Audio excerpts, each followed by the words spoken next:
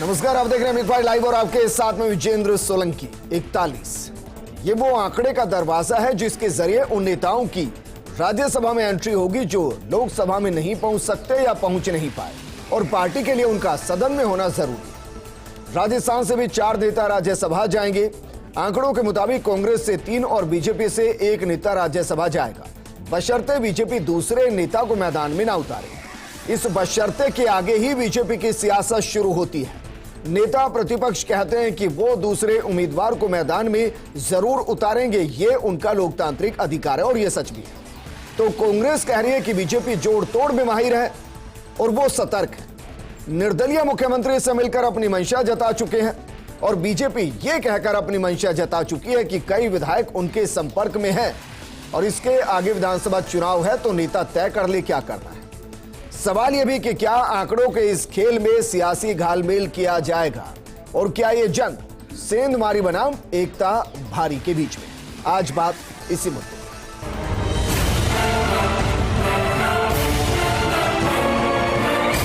क्या 2 प्रत्याशी उतारने का 100% दूसरा भी लड़ाना ही है हमको, क्योंकि हमारे पास 30 सरप्लस वोट है।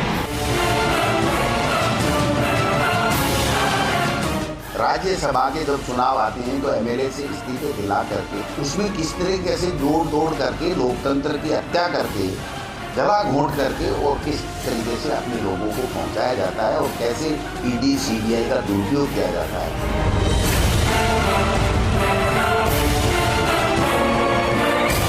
हमारे संपर्क अभी निर्दलियों से भी हैं, जो पहले हमारे रहे उनसे भी है और कुछ कांग्रेसियों से भी है जो नाराज है।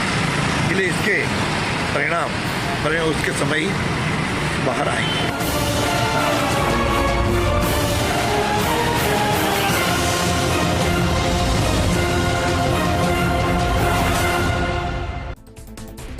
आंकड़ों के दावे को समझे तो कांग्रेस के 3 सीटों पर जीतने के बाद भी 3 विधायक अतिरिक्त बचेंगे अगर सभी उनके पक्ष में रहे जैसा दावा किया जाता है। जबकि बीजेपी अगर दूसरे उम्मीदवार को जिताना चाहती है उसे अपने विधायकों के अलावा, अपने समर्थित विधायकों के अलावा 8 विधायक और चाहिएंगे जो निर्दलीय हो सकते हैं। Congress, RLP, RLD, BTP, CPM से कोई भी हो सकता है। तो क्या आंकड़ों के इस गणित में एकता भारी पड़ेगी या सेंधमारी? इस मुद्दे पर बात करने के लिए हमारे साथ मौजूद हैं कांग्रेस विधायक रफीक खान जी, बीजेपी नेता मनीष पारीक जी, सीनियर एडिटर सुधांशु माथुर जी। रफीक खान जी, अंग्रेजी की एक कहावत है कि precaution is better than disease. Sir, precaution के तौर पर क्या किया जा रहा है? क्योंकि बीजेपी कह रही है कि कांग्रेस के भी कई विधायक संपर्क में, निर्दलीय भी संपर्क में, और यह कंफर्म कि दूसरे प्रत्याशी को मैदान में उतारा जाएगा।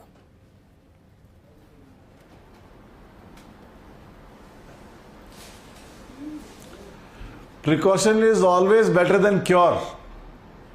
सो मैं आपकी बात से सहमत हूं कि हम पूरे प्रिकॉशन के साथ मैदान में हैं और जैसा अभी आपने बोला कि 3 सीटें जीतने के बाद भी हमारे पास में 3-4 विधायक सरप्लस हैं। ये तो वो आंकड़ा गिन रहे हो आप जो दिखते जाहिर तौर पे हमारे साथ में हैं जी।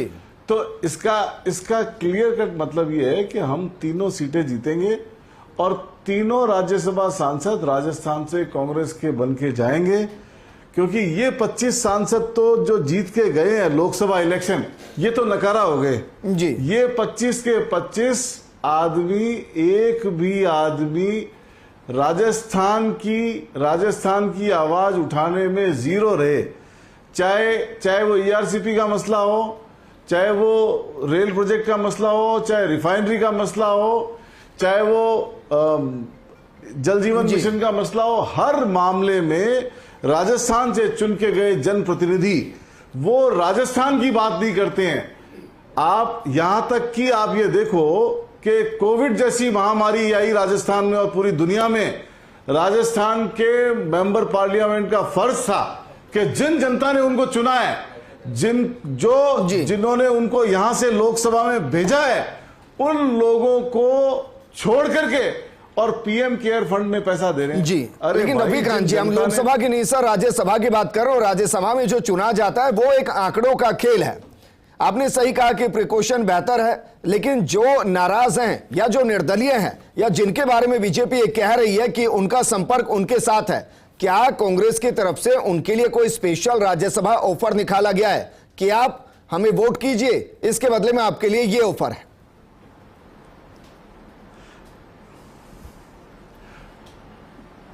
ऑफर का काम बीजेपी का है जी। ऑफर है ना, देखो आप, ऑफर का काम कांग्रेस से नेता निकल के जाते हैं, ये कहते हैं कि हम वंशवाद की राजनीति नहीं करते, और फिर क्या करते हैं, फिर हमारे यहां से जो वंशवाद के नेता हैं उनको बीजेपी में शामिल कर लेते हैं जी। और उनको शामिल कर लेते हैं, तब इनको वंशवाद नजर नहीं आता।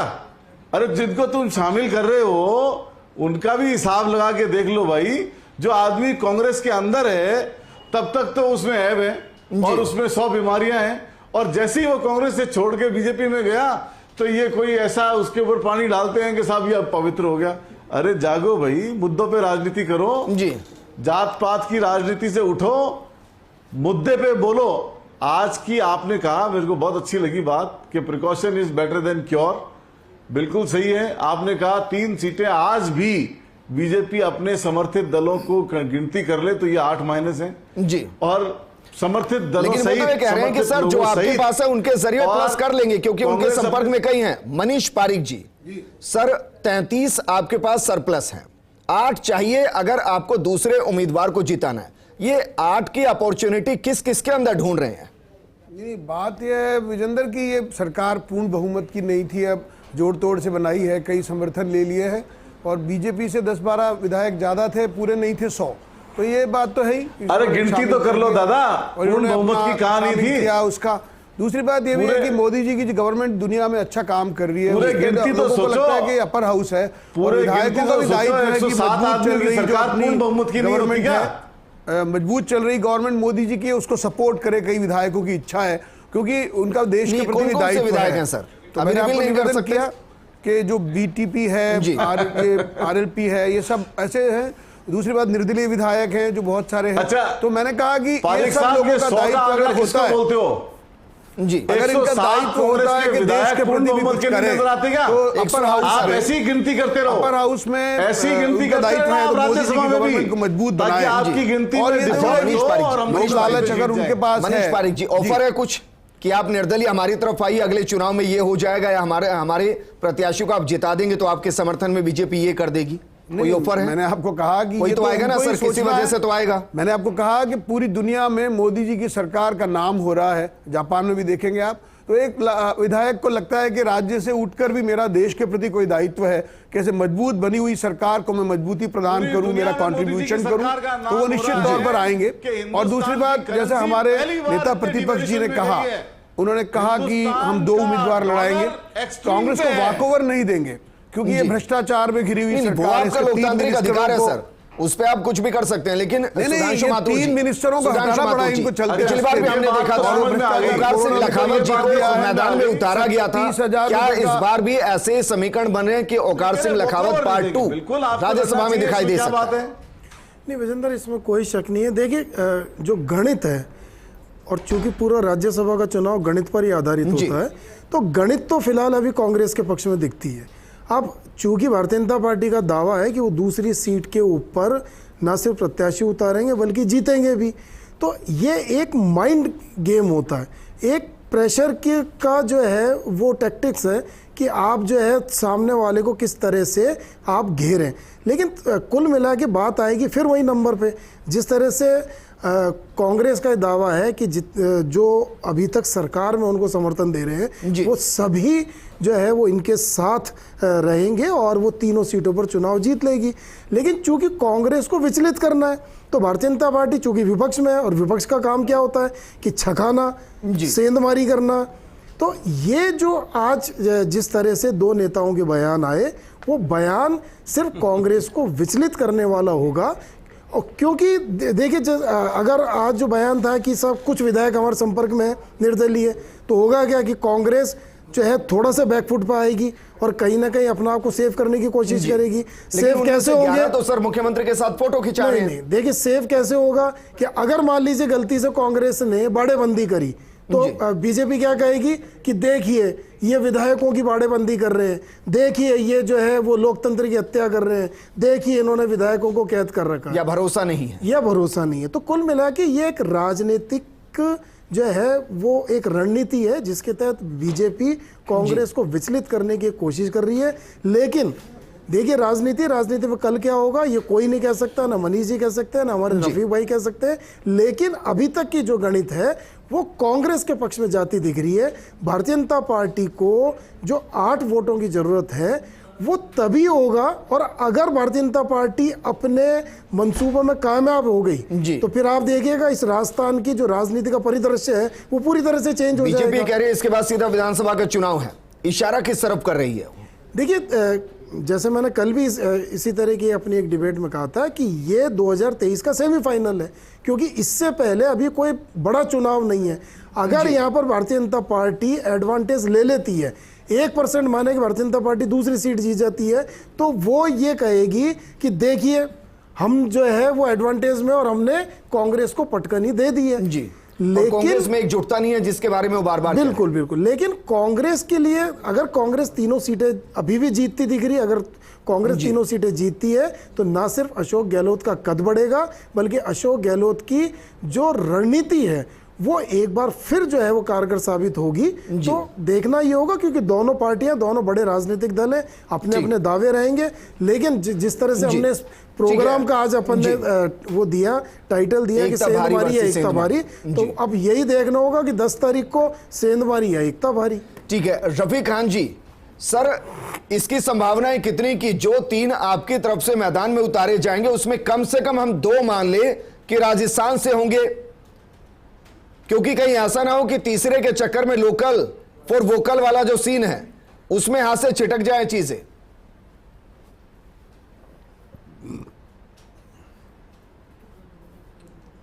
देखिए ऐसा है, ये सस्पेंस है और इसको सस्पेंस रहने दो। जो कांग्रेस के जो प्रत्याशी आएंगे वो डंके की चोट पे आएंगे। 31 तारीख को सबको पता लग जाएगा और सारे के सारे तीनों आदमी आराम से जीतेंगे। उसके बावजूद भी हमारे पास में 3 अंदर एक बात तो तय हो गई कि कांग्रेस के जो कैंडिडेट है उनका डिक्लेरेशन 31 तारीख तक होगा। फर्स्ट और सेकंड 2 तरह के वोट डलते हैं, हमें डायरेक्ट वोटों से ही हमारा रवि कांति संदेश आप तक पहुंच गया सर? कौन से तीन प्रत्याशी हैं इनके पास? कम है, 2 को सस्पेंस रख लीजिए सर, 1 का रिवील कर दीजिए। मेरी बात सुनो, मेरी बात तो सुनो यार। अरे दादा मेरी बात तो सुनो जी, बोलिए। अभी इन्होंने कहा सबने कि कांग्रेस का सेमीफाइनल है, फला है, ढिमका है। ये हर बार ये कहते आ रहे हैं। राज्यसभा इलेक्शन हुआ पिछले वाला, ओहो कांग्रेस की बहुत इसमें तय होगी, कांग्रेस का फ्यूचर तय होगा और ये लखावत भरेंगे और 1 सीट जाएगी, फलाना जाएगा। कुछ नहीं हुआ। कांग्रेस के दोनों आदमी राज्यसभा में जीत गए। बाई इलेक्शन हुए तो फिर इन्होंने राग गया जी, फिर इन्होंने सरकार टोपल करने की कोशिश करी कि साहब इनके सरकार के बहुमत नहीं है, फलाना नहीं है, ढिमका नहीं है, फिर मुंह की खाई जी। अरे इस मुख्यमंत्री की बात याद दिला दूं, राज्यसभा इलेक्शन गुजरात में मात दे के आए हैं। गुजरात में अमित शाह जी टांग ऊंची करके बैठे थे, टांग ऊंची रह गई और वहां से अहमद पटेल जीत के निकले। इन्होंने घोड़े, लेकिन अहमद भाई है नहीं तो भैया जी, और सर मानेसर कांड हो चुका है। इनको बोल दो कि सत्तू का गड़ा फूट चुका है। सरकार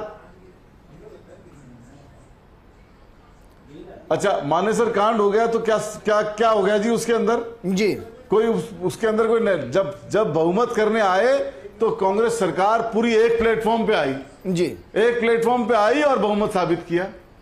अच्छा, इसकी कोशिश कितनी की जाएगी कि बीजेपी के नेताओं से अपील की जाए कि अंतरात्मा की आवाज को सुनिए और कांग्रेस के प्रत्याशी को वोट दीजिए? क्या कांग्रेस ये भी करेगी? हो गया है, एहसास हो गया है कि सबसे टकराना, लेकिन मुख्यमंत्री अशोक गहलोत से नहीं टकराना। इनको समझ में आ गई है गिनती। मनीष पारीक जी, मैं तो ये क्योंकि एक बार पहले ओंकार सिंह लखावत जी को मैदान में उतारकर जो दावे किए गए थे वो धराशाही होते नजर आए।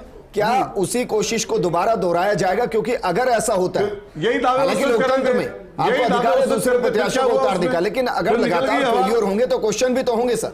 मनीष मैंने पारिक आपको जी। कहा कि ये तो भावना है विधायकों की। जैसे मैंने कहा कि अपर हाउस का चुनाव है तो लोगों को लगता है कि जो मोदी गवर्नमेंट स्ट्रांग गवर्नमेंट है उसको हम सपोर्ट करें तो वो सपोर्ट करेंगे, एक बात।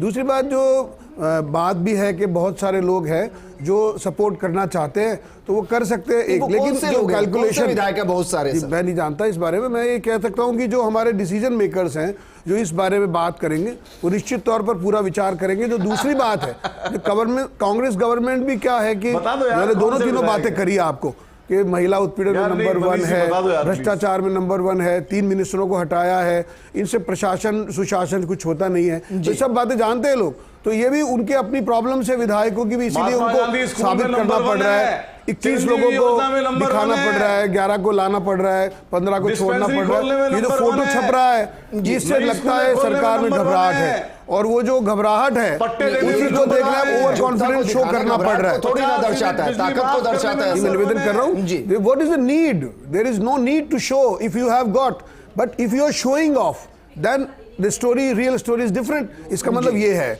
और दूसरी बात, जैसे विधायक जी भी कह रहे हैं बार बार ऐसे कर रहे हैं वैसे कर रहे हैं, उससे लगता है कि they have got some inferiority complex, लेकिन मनीष तो पारिक उनको जी, उसको मनीष पारिक जी, सप्रेस पॉलिटिक्स करना है। में तो सर गिव एंड टेक का फॉर्मूला लागू होता है। अगर वो आपको वोट दे रहे हैं तो उसके बदले में क्या मिलेगा जी, मैंने क्या इस आपको बारे में कहा- बीजेपी ने मंथन किया है कि क्या ऑफर उनके लिए होगा? जी, मैंने आपको खुद नहीं कहा कि ये कांग्रेस पार्टी डूबता हुआ जहाज है, इनको अभी सपोर्ट होगा नहीं, ये भ्रष्टाचार करते मनीष जी, हैं। बात इनकी करते पूरी करते केंद्र से अंग्रेजी में सरकार आ गए। इसलिए सफाया हो हिंदी में गई शब्द कम पड़ कि गए, करोड़ों के मनीष जी। भ्रष्टाचार हो गए। जी। अभी भी नगर निगम में कुछ नहीं होता है, गलियों के ठेके नहीं हो रहे हैं, पैसे है राज्यसभा की बात नहीं, कर रहे हैं कर्मचारी हम तो। नहीं। मैंने कहा तो गवर्नमेंट बिल्कुल, सुधांशु माथुर और जी। 4 विधायक सर, कांग्रेस क्योंकि पार्टी जिस के तरीके से- हैं तो पूरा जिस तरीके जयपुर से शहर क्या बीते कह रहा कुछ है? सालों के ये आप चुनाव समझ को हम सकते देखते हैं? हैं तो बीजेपी जिस तरीके से दावे करती है उस तरीके से जमीन पर एग्जीक्यूट नहीं कर पा रही, चाहे वो बाई इलेक्शन हो या बाकी इलेक्शन हो। क्या यहां दूसरे उम्मीदवार को इस सूरत में उतारना जहां चांसेस बेहद कम है कि वो जीत पाएगा? क्या आप इसको पॉलिटिकली सही मानते हैं या फिर लोग विधानसभा चुनाव से पहले एक ऐसा ड्रॉबैक जहां से एक नया क्वेश्चन ड्रॉ होगा बीजेपी के ऊपर? देखिए विजेंद्र, जैसे मैंने कहा कि लोकतंत्र है, लोकतंत्र में सबको चुनाव लड़ने का अधिकार है। सभी पार्टियों को जो है वो उम्मीदवार उतारने का भी जो है राइट्स है। लेकिन सबसे बड़ी बात क्या है कि ये पब्लिक इलेक्शन नहीं है, ये इलेक्शन एक हाउस के चुने हुए मेंबर्स का है। और सीधी सीधी बात है कि जिसके पास नंबर्स हैं वो आदमी यहाँ पर चुनाव जीतेगा। अब अगर आपको चुनाव जीतना है तो आपको सामने वाले के खेमे में सेंध लगानी पड़ेगी। जी। अब आप सेंध लगाने में कामयाब होते हैं या नहीं होते हैं ये तो 10 तारीख को पता लगेगा। लेकिन बीजेपी कांग्रेस को विचलित करने में कोई कोर कसर नहीं छोड़ेगी, ये मैं आपको अभी बता रहा हूँ। भले ही वो एक सीट ही जीत रही हो, लेकिन दूसरी सीट पे वो ऐसी रणनीति करेगी और ऐसा माहौल बनाएगी कि जो है कि साहब हमारा कैंडिडेट जीत रहा और हम जो है वो निर्दलीय हमारे पक्ष में आ गए और ये। लेकिन रिजल्ट जो आएगा वो बताएगा। सबसे महत्वपूर्ण मैं इसलिए कह रहा हूँ कि राजस्थान से कुल राज्यसभा की 10 सीटें, आज की तारीख तक 7 सीटें जो है बीजेपी के पाले में और 3 सीटें कांग्रेस के पक्ष में। लेकिन 3 सीट जीतते ही कांग्रेस अपर जो है उस पर आ जाएगी और वो उसकी 6 सीटें हो जाएंगी। तो 6 अगर राज्यसभा सांसद राजस्थान से जाते हैं हाउस में तो कांग्रेस एक बड़ा मैसेज देने में कामयाब हो जाएगी और बीजेपी उसी को रोकने की कोशिश करेगी। लेकिन वही घूम फिर के बात उस पर आएगी नंबर गेम। जी। लेकिन बीजेपी को इस तरीके से अपर हैंड माने कि उसको पता है कि उसके पास आंकड़ा नहीं है, अगर वो 2 या 3 विधायकों भी अपनी तरफ कर पाती है तो ये मैसेज देने में एक तरीके से सक्सेस हो जाएगी कि हाँ देखिए हमने तोड़ की, या आपके विधायकों के अंदर नाराजगी और वो 3-4 विधायक हमारी तरफ आ गए हैं। यही बस मान लें। विजेंद्र एक चीज मानिए कि अभी जो कुछ मानेसर का कांड हुआ, जो कुछ एपिसोड हुआ, उसमें क्या हुआ? उसमें भी तो नंबर्स का ही गेम में बीजेपी पीछे रह गई ना। जो बीजेपी पे आरोप लगे कि उसने कांग्रेस की सरकार गिराने की कोशिश करी, नंबर्स नहीं हुए इसलिए सरकार नहीं गिरा पाए जी। तो अगर यहाँ पर भी उसी तरह की गलती करी तो आने वाले समय के अंदर भारतीय जनता पार्टी को पब्लिक के बीच में जाना है, तब फिर आप क्या मुंह दिखाओगे? तो कुल मिला के बात यह है कि मुझे नहीं लगता कि भारतीय जनता पार्टी 2-3 विधायकों को साथ में लेकर कोई मैसेज देगी। जब तक जीतने की स्थिति में नहीं होगी तब तक वो इस तरह की कोई हरकत नहीं करेगी। क्यों? क्योंकि आपने पहले जो किया उसमें नंबर्स में आप पीछे रह गए, आप पे आरोप भी लगे और सरकार भी नहीं गिरी। तो मुझे लगता है कि इस तरह की कोई न्यूसेंस क्रिएट नहीं होगी। आप ये कह रहे हैं या तो 33 ही रह जाएंगे या फिर 42 हो जाएंगे? नहीं नहीं बिल्कुल भाई, आप तब इस तरह का गेम करेंगे जब आप जीतने की स्थिति में हो। ठीक है रफीक खान जी, सर, एक शब्द होता है जिसको लेकर हमेशा सवाल होता है, मीडिया इस्तेमाल करती है कि बाड़ेबंदी हो गई और पार्टियां इस्तेमाल करती है कि प्रशिक्षण शिविर है। क्या वर्तमान स्थिति में विधायकों का प्रशिक्षण शिविर होगा, यानी कि होटल में ले जाकर उनको सिखाया जाएगा कि वोट कैसे डालते हैं?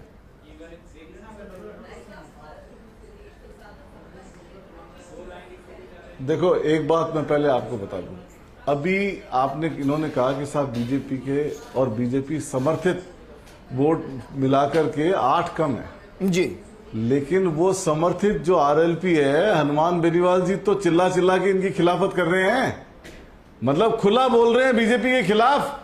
तो 8 ही कम नहीं है, इनके समर्थित भी साथ नहीं है, इनके जो समर्थन करने वाले हैं वो भी इनके साथ नहीं है। सुपड़ा साफ है। यूं तो सर बीटीपी भी क्वेश्चन कर चुकी है कांग्रेस को, गणेश गोगरा तो इस्तीफा दे चुके हैं कि तो उनको कांग्रेस के साथ काम ना करें, और बीजेपी के पास में 8 माइनस है। तो जब फिगर देखने जाओगे तो ये 8 नहीं, बीजेपी के जितने दिख रहे हैं उससे भी कम हो जाएंगे और कांग्रेस के पास सरप्लस की संख्या बढ़ जाएगी। एक बात। दूसरी बात, आपने कहा कि बाड़ेबंदी, चिंतन शिविर, प्रशिक्षण शिविर। एक बात बता दूं आपको कि ये बीजेपी प्रशिक्षण शिविर, ये जितनी बदमाशी करेंगे हम इनसे निपटने के लिए सक्षम है, हर लेवल पे निपटेंगे, जिस तरह की जरूरत होगी वो सब काम करेंगे जी, लेकिन तीनों सीटें जीत के बताएंगे और मुस्तैदी से लड़ेंगे, मुस्तैदी से लड़ेंगे, जागरूक होकर लड़ेंगे, मंसूबे काम, यही बात है। तीनों राज्यसभा सांसद कांग्रेस के चुन के जाएंगे। अरे हॉर्स ट्रेडिंग राजस्थान से उनमें से कितने होंगे सर? ये हॉर्स ट्रेडिंग के माहिर हैं इनकी। राजस्थान से उनमें से कितने होंगे रफी खान जी? क्योंकि राज्यसभा का चुनाव तो राजस्थान में हो रहा है सर, मानकर चले 2 कम से कम राजस्थान से होंगे। 21 तारीख को आपको बिल्कुल पता लगेगा। 21 तारीख को लिस्ट, 31 तारीख को लिस्ट आ जाएगी जी, उसमें राजस्थान का भी पता लग जाएगा, नेशनल लेवल का भी पता लग जाएगा। इतनी उत्सुकता, इतनी चिंता क्यों है इस फिगर की? ये है, एक बात ये समझ लो कि तीनों जीतेंगे और डंके की चोट पे जीतेंगे। ये कुछ भी कर ले तो भी तीनों सीटें। चलिए, शुक्रिया सर हमारे साथ जुड़ने के लिए। मनीष पारिक जी आपका भी शुक्रिया, सुधांशु माथुर जी आपका भी शुक्रिया। राज्यसभा की जंग आंकड़ों के आधार पर होती है, अब उसमें एकता भारी पड़ती है या सेंधमारी, ये परिणाम बताएंगे। नमस्कार।